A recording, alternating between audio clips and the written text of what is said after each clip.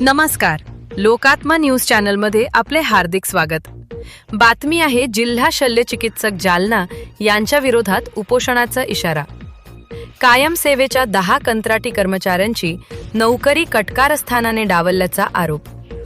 शासन आदेशान्वये कायम सेवेची संधी मिळायला हवी असलेल्या 10 कंत्राटी कर्मचाऱ्यांना जाणून बुजून डावलण्यात आल्याचा गंभीर आरोप जिल्हा शल्य चिकित्सक जालना यांच्यावर करण्यात आला आहे.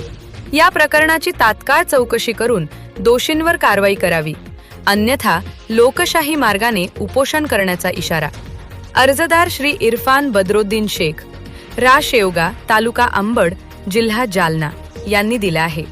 याबाबत श्री शेख यांनी दिनांक 8 जानेवारी 2026 रोजी जिल्हाधिकारी जालना यांच्याकडे उपोषणासंबंधी अर्ज सादर केला आहे. अर्जात नमूद करण्यात आले आहे की दिनांक 10 डिसेंबर 2025 रोजी जिल्हा शल्य चिकित्सक जालना यांनी शासनाने दिलेल्या स्पष्ट आदेशांचे उल्लंघन करून कटकारस्थान रचत 10 पात्र कंत्राटी कर्मचाऱ्यांना कायम सेवेची संधी नाकारली.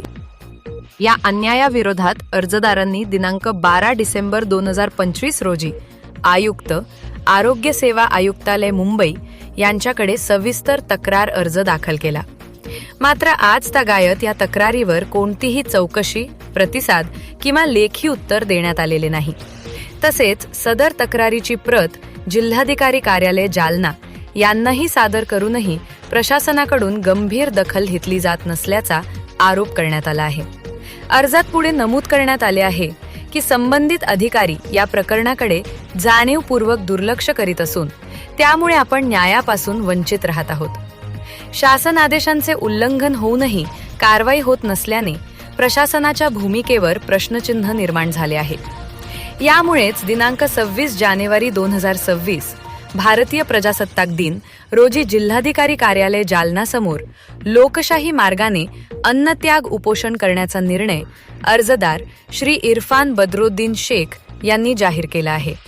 या प्रकरणाची निष्पक्ष चौकशी करून दोषींवर तात्काळ कारवाई करावी व पात्र कर्मचाऱ्यांना न्याय द्यावा अशी मागणी करण्यात येत आहे. अन्यथा आंदोलन तीव्र करण्याचा इशाराही अर्जदारांनी दिला आहे. नमस्कार, लोकात्मा न्यूज मध्ये आपले हार्दिक स्वागत. मी तरंग कांबळे आणि मी सध्या अंबड तालुक्यातील अंबड उपजिल्हा रुग्णालय जे आहे त्या अंबड उपजिल्हा रुग्णालयामध्ये आहे. माझ्यासोबत एक कर्मचारी आहेत, त्यांचं नाव आहे इरफान शेख. इरफान शेख सर हे जे यांचा जो म्हणजे इथं कामाला आहे त्यांच्यावर काय अन्याय झालेला आहे आणि या संदर्भात ते येणाऱ्या 26 जानेवारीला हे उपोषण करणार आहेत. तर त्यांच्या काय मागण्या आहेत, कशा संदर्भात बसले, त्यांच्यावर काय अन्याय झालेला आहे तर आपण जाणून घेऊयात. सर, तुमचं लोकात्मामध्ये हार्दिक स्वागत. काय झालेलं आहे, काय सांगणार? नमस्कार, माझं नाव इरफान शेख आहे. मी मागील 12 वर्षापासून NHM अंतर्गत आरोग्य विभागात सेवा देत आहे कंत्राटी स्वरूपात. तसेच 2 जानेवारी 2025 रोजी शासनाने आम्हाला समायोजित करून घेतलेले आहे. परंतु जिल्हा शल्य चिकित्सक हे जागा रिक्त नसल्याचे कारण देत आम्हाला मागील 1 वर्षापासून रुजू करून घेत नाहीयेत. तरी याबाबत मी वरिष्ठांना वेळोवेळी पत्रव्यवहार केला आहे, त्याचे सर्व पुरावे माझ्याकडे आहेत.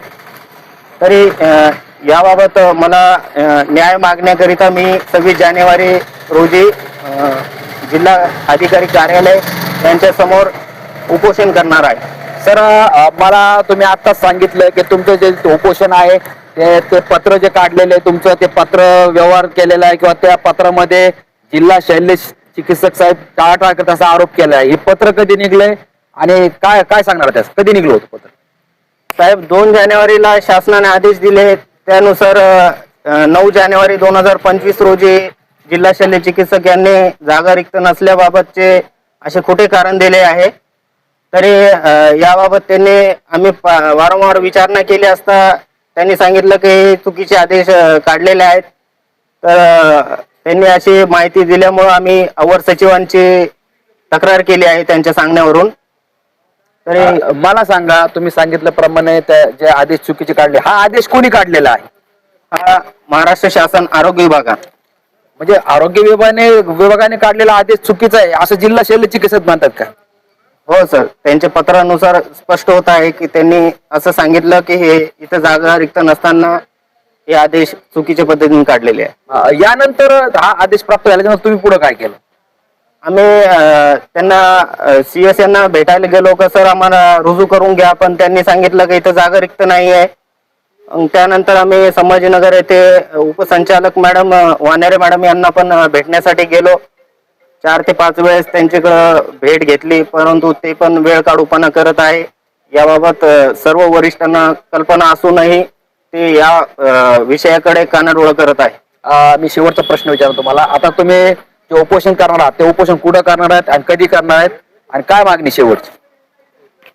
मी 26 जानेवारी 2026 रोजी जिल्हा अधिकारी कार्यालय जालना येथे उपोषण करणार आहे. और माझी मागणी आहे की मला जिल्हा शल्य चिकित्सक यांनी तात्काळ रुजू करून घेण्यात यावे व माझे झालेले नुकसान भरपाई देण्यात यावी. बघू शकता तुम्ही, यांनी यांचं दुःख व्यक्त केलेलं आहे. हे गेल्या अनेक वर्षापासून शासनाला सेवा देत आहेत, मात्र यांच्यावर अन्याय झालेला आहे असा यांचा आरोप आहे. त्यांना तात्काळ रुजू करून घेण्यात यावे अशी विनंती आहे. लोकात्मा न्यूज चॅनलसाठी प्रतिनिधी तरंग कांबळे, अंबड.